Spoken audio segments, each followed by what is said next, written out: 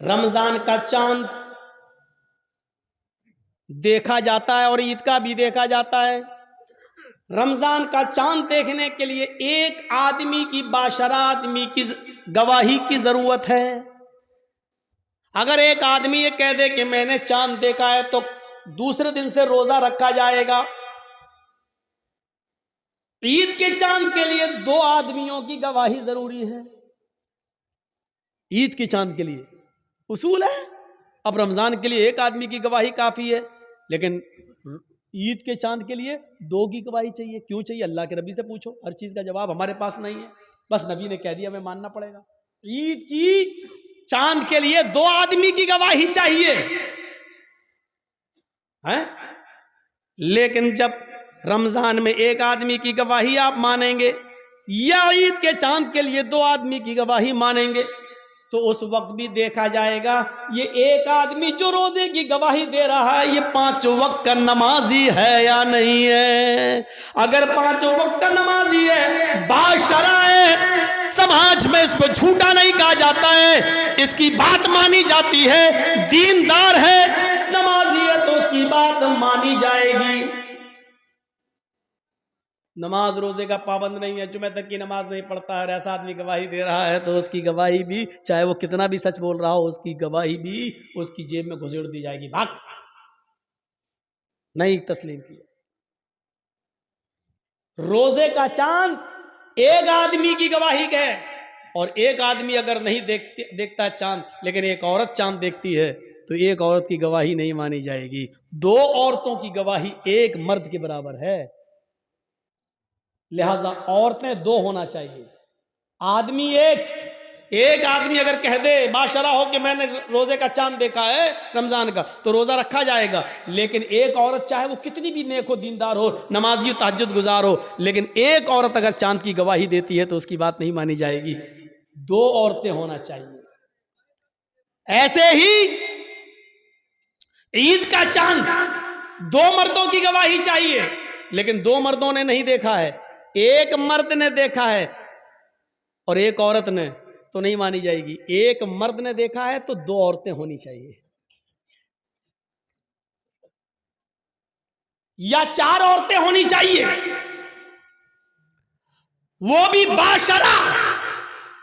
اب ہم اپنے ذہن میں اس بات کو رکھیں کہ جب یہاں بے نمازیوں کی گواہی نہیں مانی جا رہی ہے، سوچئے تو اور معاملات کے اندر بے نمازی کی حیثیت کیا ہوگی۔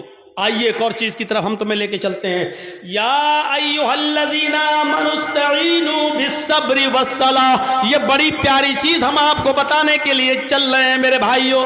یا ایھا الذین آمنوا استعینوا بالصبر والصلاۃ، ایمانو والو تم صبر اور نماز کے ذریعے اللہ سے مدد مانگو۔ بڑی پیاری آیت ہے۔ چھوٹا سا بچہ ہے،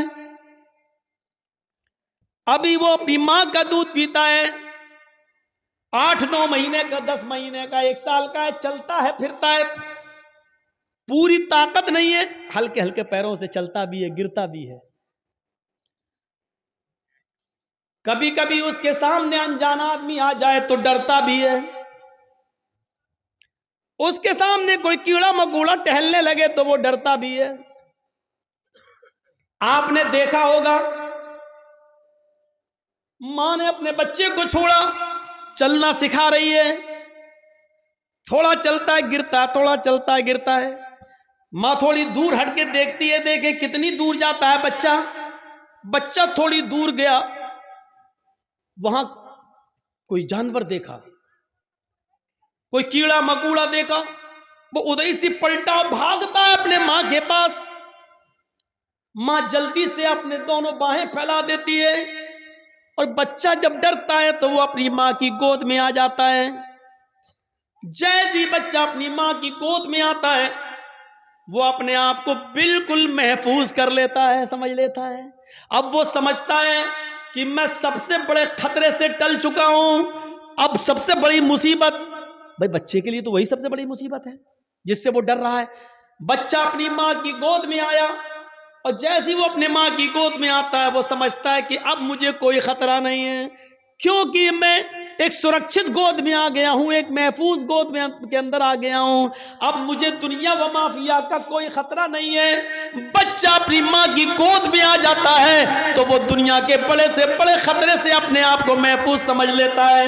قرآن یہی فرما رہا ہے، لوگوں نماز یہ ماں کی گود ہے، تمہارے لیے بڑے سے بڑے خطرے جب تمہارے سامنے آئیں، بڑی سے بڑی مصیبتیں جب تمہارے سامنے آئیں، بڑے سے بڑے خوفناک مرحلے جب تمہارے سامنے آئیں تو تم نماز کی آغوش میں آ جاؤ، نماز کی گود میں آ جاؤ۔ جب تم مسجد میں آ جاؤ گے، نماز کی آغوش میں آ جاؤ گے تو تم اس خطرے سے محفوظ ہو گئے۔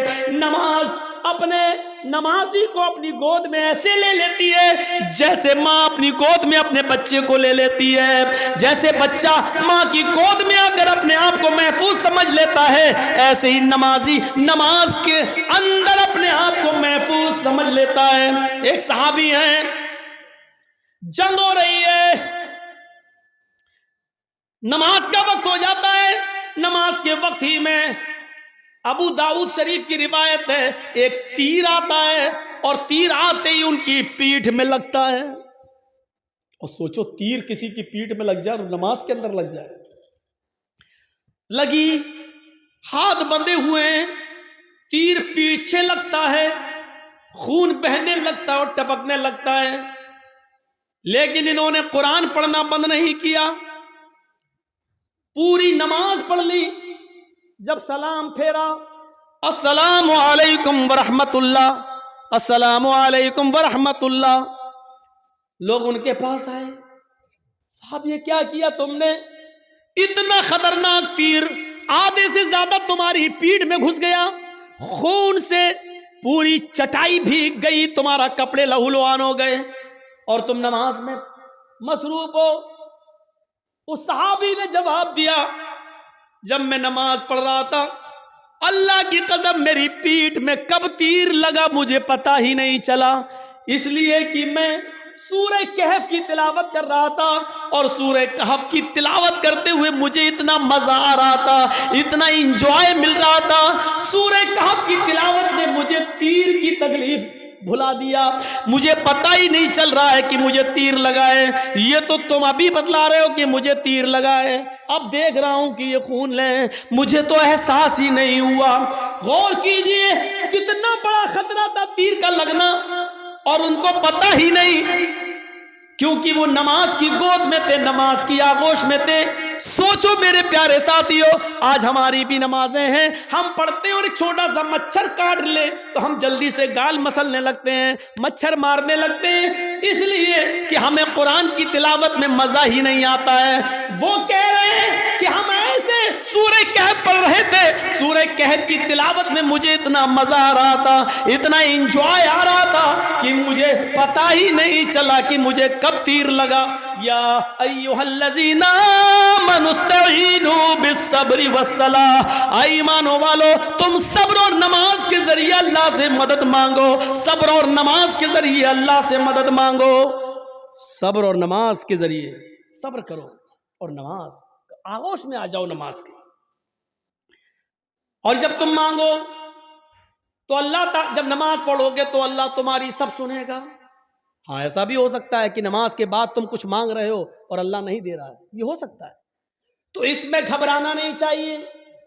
نماز بھی پڑھ رہے ہو، دعا بھی مانگ رہے ہو، یا ربی یا ربی یا ربی، اللہ مجھے یہ دے، مجھے یہ دے، مجھے یہ دے، لیکن نہیں مل رہا ہے، اس کا یہ مطلب نہیں کہ آپ کی نمازیں قبول نہیں ہو رہی، اس کا یہ بھی مطلب نہیں کہ اللہ آپ سے ناراض ہے۔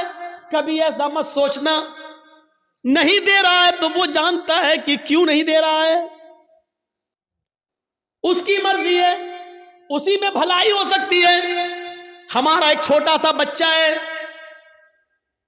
اس کو نیمونیا ہو گیا ہے، ایک مثال دے رہا ہوں، آپ کا ایک چھوٹا سا بچہ ہے، اس کو نیمونیا ہو گیا ہے، ناک بہہ رہی ہے، بخار میں تڑپ رہا ہے، بار بار اس کو پیاس بھی لگ رہی ہے، ڈاکٹر نے دوا دی ہے، ٹھنڈی چیزوں سے منع کیا ہے۔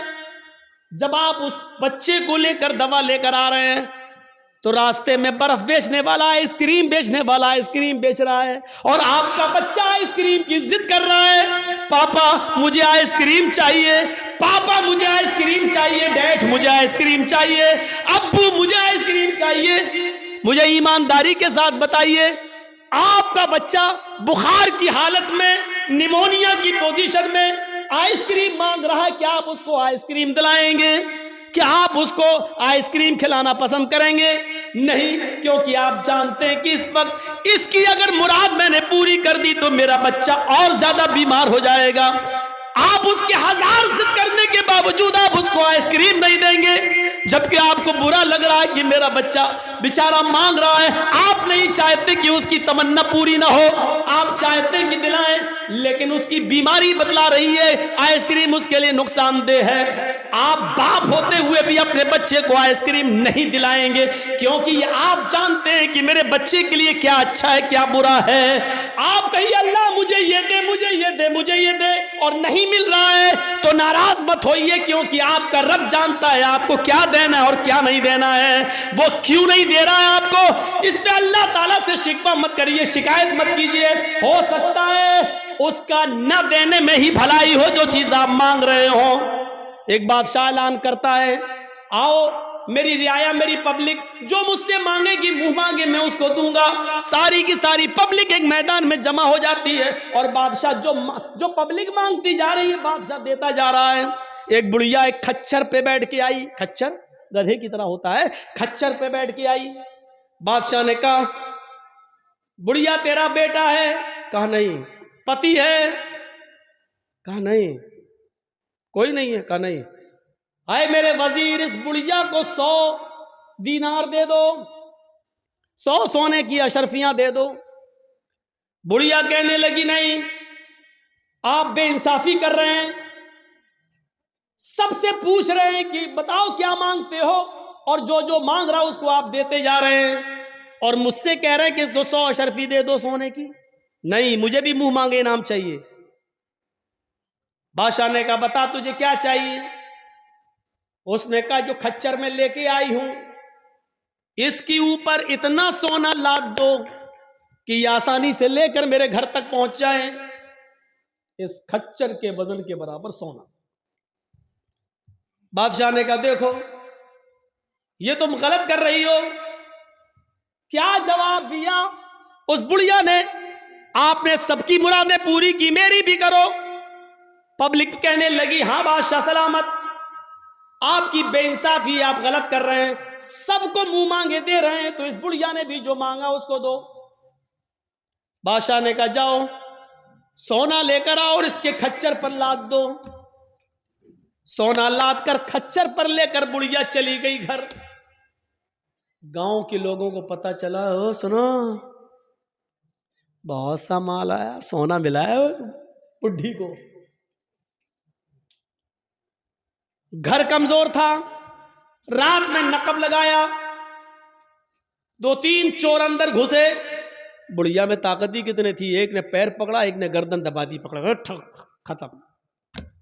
1 منٹ بھی نہیں لگا، بڑھیا گئی اور سارا سونا وہ لے کر بھاگ گئی۔ صبح ہنگامہ ہو گیا، بڑھیا ماری گئی، سونا چلا گیا۔ بادشاہ نے ساری رعایا کو پھر بلایا، کہا لوگوں کیا ہوا؟ کہا بڑھیا ماری گئی، سونا غائب۔ کہا دیکھو میں جانتا تھا، اسی لیے اس کو 100 اشرفیاں دے رہا تھا، میں جانتا تھا کہ اس بڈھی کو لالچ ہے، اتنا سونے کا کرے گی کیا، نہ اتنا کھا پائے گی، اس کی زندگی میں اب زیادہ دن بھی تو نہیں رہ گئے، لیکن اس کے لالچ نے اس کو مار دیا، اسی لیے میں اس کو 100 سونے کی اشرفیاں دے رہا تھا، لیکن آپ لوگوں نے میری مخالفت کی۔ دیکھو مجھے معلوم تھا بڑھیا اتنا سونا نہیں سنبھال سکے گی، اس لیے ماری گئی۔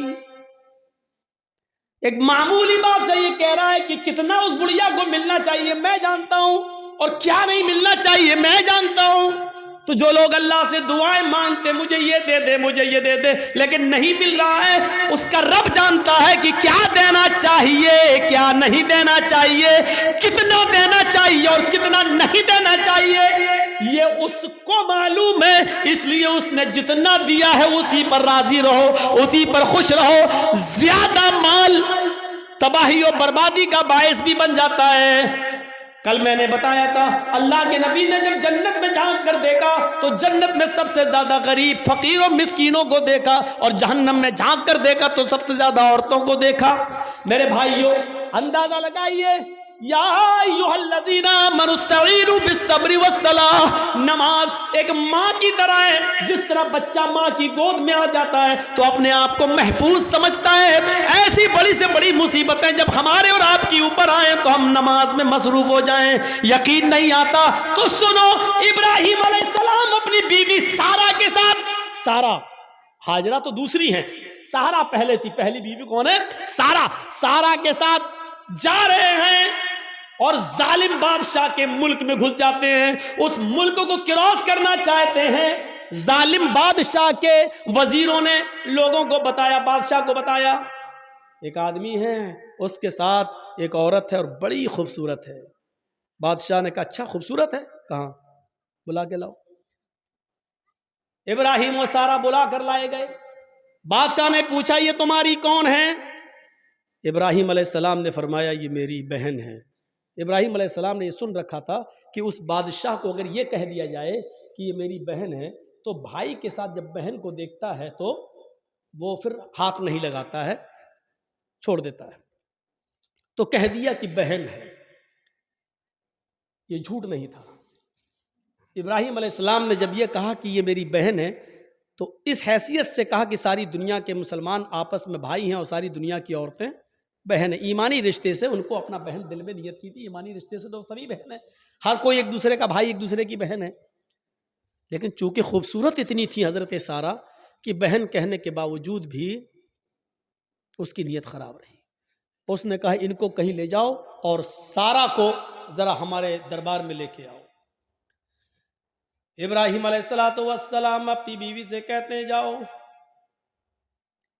ابراہیم علیہ السلام کو ایک جگہ روک دیا جاتا ہے، سارہ کو اکیلے لے جایا جا رہا ہے، اور جب بادشاہ کی خلوت میں، بادشاہ کی تنہائی میں سارہ کو کر دیا جاتا ہے تو بادشاہ نے سارہ نے دعا مانگی، الہ العالمین میں اپنے شوہر ابراہیم کی امانت ہوں اور آج تک میں نے تیرے دین کی کبھی مخالفت نہیں کی ہے، اے اللہ اس ظالم بادشاہ سے میری عزت و آبرو کی حفاظت فرما۔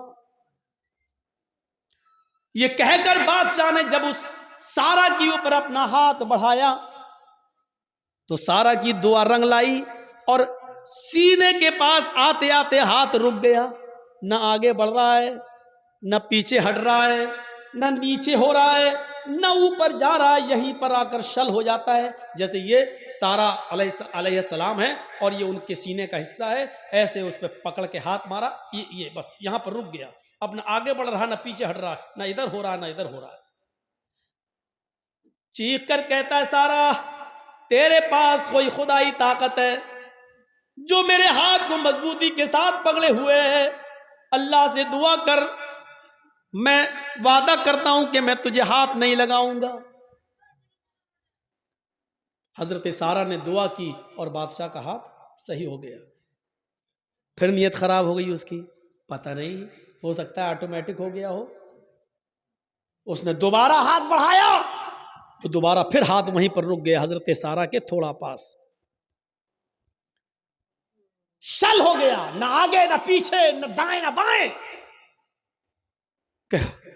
اے سارہ ایک بار اور دعا کر دے، اس کے بعد ہم تجھے کبھی ہاتھ نہیں لگائیں گے، میں چھوڑ دوں گا۔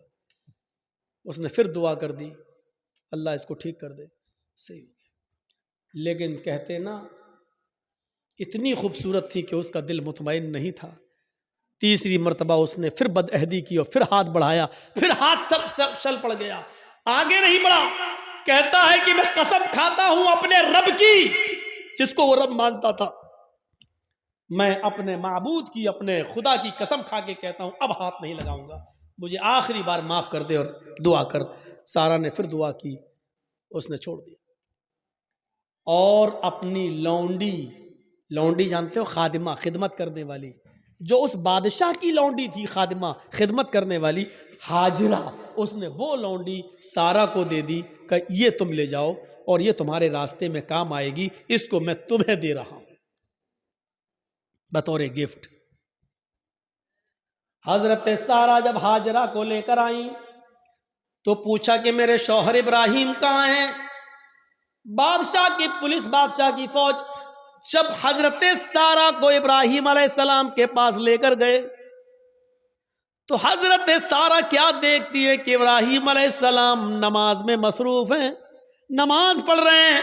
مسلم شریف کی حدیث ہے, وہ نماز میں مصروف ہیں, نماز پڑھ رہے ہیں اور نمازی میں یہ دعا کر رہے ہیں کہ اللہ میری بیوی کی حفاظت فرما, اللہ میری بیوی کی حفاظت فرما, اللہ ظالم بادشاہ کے ظلم سے ہماری بیوی کو بچا لے.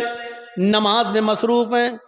میرے بھائیوں, جب سارا کے اوپر مصیبت آئی اور ظالم بادشاہ نے جب ان کو پکڑا اور اپنے آغوش میں لینا چاہا تو ان کے پتی ابراہیم علیہ السلام نماز کے اندر گر جاتے ہیں, نماز میں مصروف ہو جاتے ہیں, نماز پڑھنا شروع کر دیتے ہیں.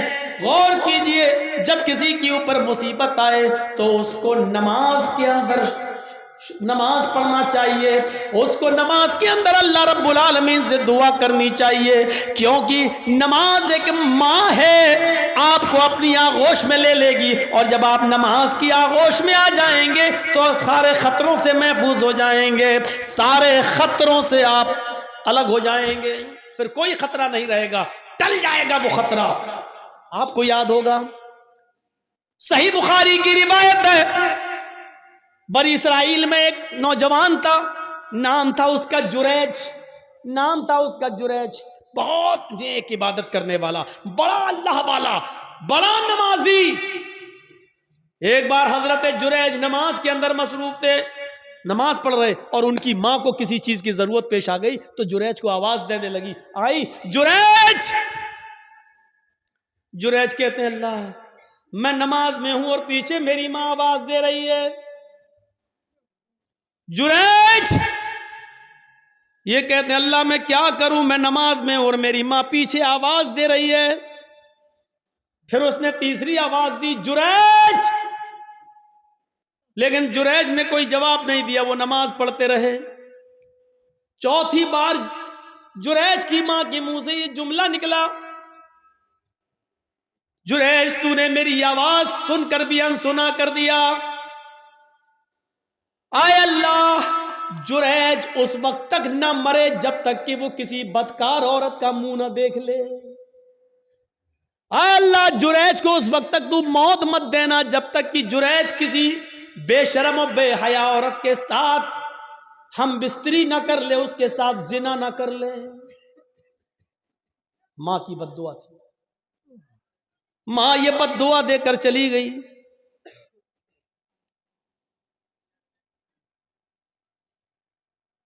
پھر کیا ہوتا ہے, 2-4-5 دن کے بعد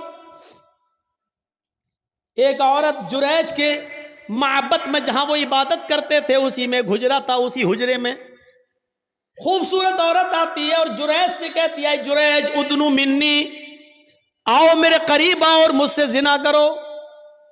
جریج نے کہا اللہ کی پناہ, میں ایسا غلط کام نہیں کر سکتا, میں اللہ کا نیک بندہ ہوں, اس کی عبادت میں اپنی زندگی گزار رہا ہوں, چلو جاؤ یہاں سے ہٹو, یہ غلط کام مجھ سے نہیں ہوگا. جریج نے اس عورت کو بھگا دیا. وہ عورت پریشان تھی, سیدھے جنگل میں جاتی ہے اور وہاں بکریاں چرانے والے ایک چرواہے کے ساتھ وہ زنا کر لیتی ہے, شکار ہو جاتی ہے زنا کا. 9 مہینے 10 مہینے گزر جاتے ہیں. 9 مہینے کے بعد اس عورت کے بچہ پیدا ہوتا ہے,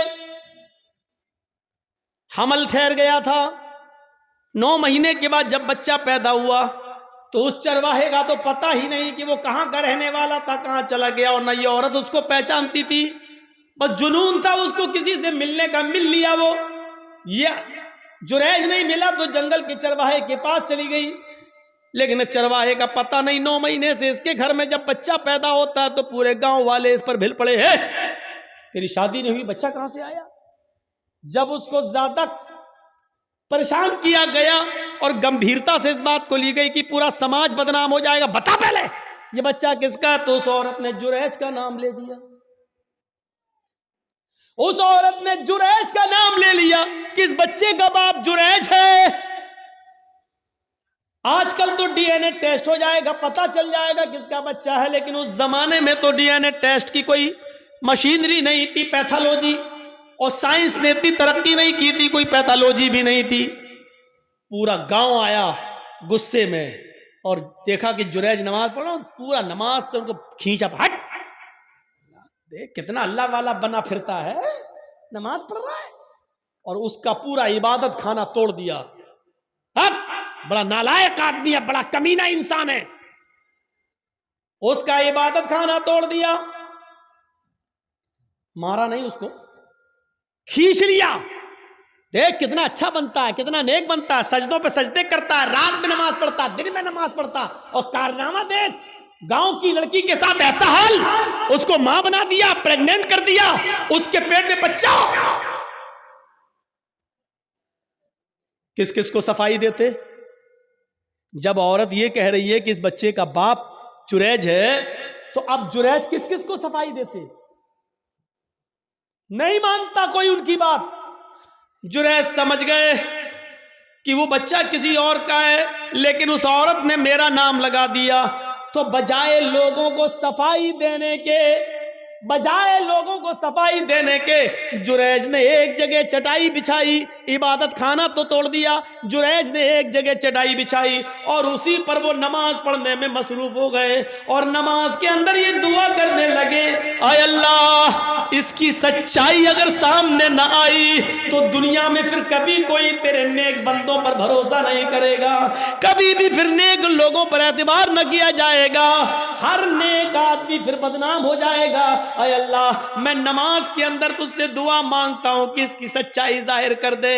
नमाज पढ़ रहे हैं, उधर अल्लाह ताला ने उस बच्चे को कुव्वते गोयाई दी, जो बच्चा उस औरत ने पैदा किया था, जो चरवाहे की पैदावार था। वो बच्चा जोर जोर से कहने लगा, आए गांव वालों, आए गांव वालों, आए समाज वालों, मेरी माँ झूठ बोल रही है, मैं जुरैज का बेटा नहीं हूं, मेरा बाप फला जंगल का फला चरवाहा है जो फला फला बस्ती में रहता है, मेरी माँ ने उसके साथ जिना किया था, मैं उस बाप की उस चरवाहे की औलाद हूं, मैं जुरैज का बेटा नहीं हूं, जुरैज ने मेरी माँ के साथ कुछ नहीं किया। जब वो बच्चा जोर जोर से बोलने लगा, इस बच्चे के जोर से बोलने की वजह से लोगों को यकीन आ गया कि इस औरत ने झूठा जुरैज का नाम लिया है। वो माफी तलाफी करते हुए आए और कहने लगे, जुरैज हमें माफ कर दो, हम सोने का तुम्हारा माबद इबादत खाना सोने का बना देंगे, हमें हमारे पास इतना सोना है, हम सोने का तुम्हारा इबादत खाना बना देंगे। जुरैज ने कहा नहीं नहीं, जिस तरह मिट्टी का पहले बना हुआ था उसी तरीके का बना दो, सोने की इबादत खाने का हम क्या करेंगे, हमें तो नमाज ही तो पढ़ना है और करना ही क्या है। मेरे भाइयों, हजरत जुरैज के ऊपर जब मुसीबत आती है, और इतनी बड़ी मुसीबत कि नेक आदमी के ऊपर जिना का इल्जाम लग रहा है, तो हजरत जुरैज सफाई पेश नहीं करते हैं, बल्कि नमाज की आगोश में चले जाते हैं, नमाज के दामन में चले जाते हैं, नमाज पढ़ना शुरू कर देते हैं और उसी नमाज के अंदर दुआ मांग रहे हैं। अल्लाह ने कहा, या अय्युहल्लज़ीना आमनु इस्तईनु बिस्सब्रि वस्सलाह, जब तुम्हारे ऊपर मुसीबत आए तो सब्र और नमाज के जरिए अल्लाह से मदद मांगो। जुरैज ने सब्र किया गांव वालों के इबादत खाना तोड़ने पर, और नमाज के जरिए अल्लाह से मदद मांगी है। मेरे भाइयों, नमाज बड़ी से बड़ी मुसीबतों को दूर कर देती है। नमाज, जब आपके ऊपर बहुत बड़ी कोई मुसीबत आए तो फौरन वुजू बनाओ और नमाज की आगोश में चले जाओ। 313 सहाबा, 1000 का लश्कर काफिरों का जंगे बदर में अल्लाह के नबी ने जब ये कंडीशन देखी तो आप समझ गए कि ये हथियारों से लैस हमारे पास कुछ नहीं, आज क्या होगा।